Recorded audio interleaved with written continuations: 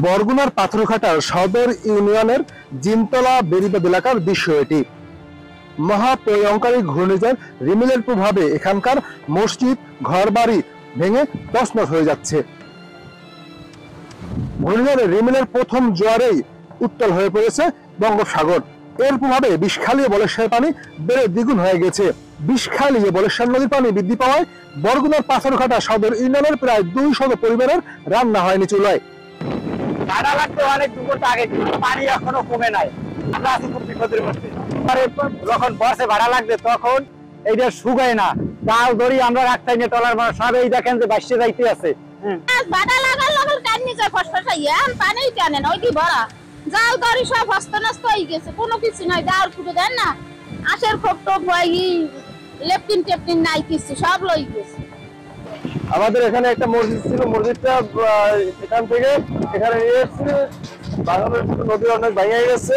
আর পাথরঘাটার বিষখালী নদীর তীরে প্রায় 150 পরিবারের রান্না হয়নি আজকের এই বন্যার কারণে, কারণ তাদের বাড়িঘর রান্নাঘর সবই তলিয়ে গিয়েছে। আমি যদি কথা বলি এখানকার যারা রয়েছে, আসলে আপনাদের এখানে রান্না বাড়ার কি অবস্থা এবং ঘরে পানি উঠছে কিনা? পানি কি ঘরে ঢুকেছিল আপনাদের?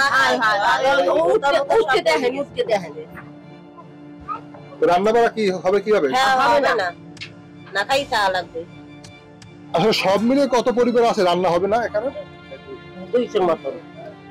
আপনি রান্নাঘরটা কোন দিকে?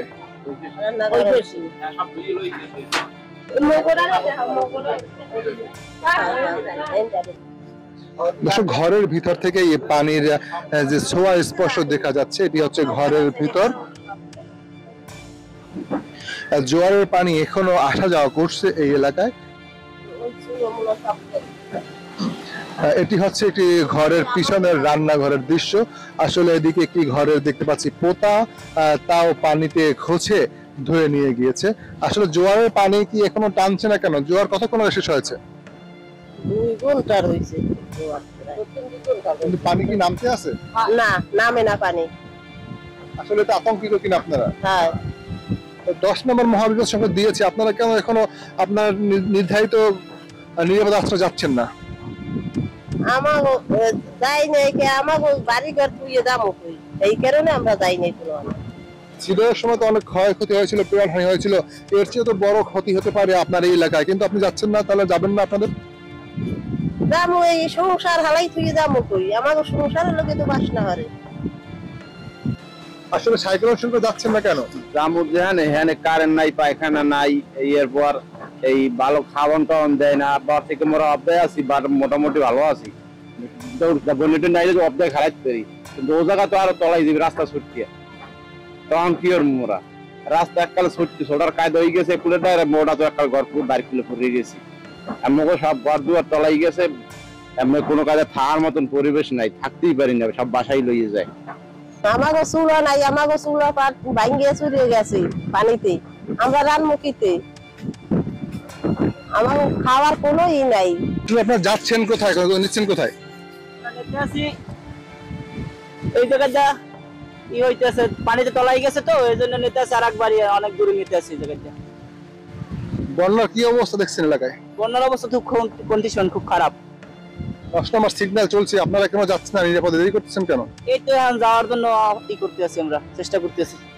জোয়ারের পানিতে ভাসছে এখানকার একটি বাড়ির চুলো।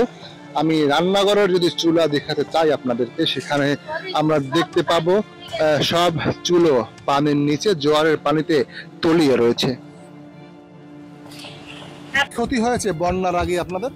টলার তলাইয়ে গেছে, আবার এই জাল ধরি সব গেছে, একটা ডেরাম গেছে বড়, এইবার ওই চুলো মুলো সব ভাঙে গেছে, সব জাল ধরি বাসিয়ে সব গেছে।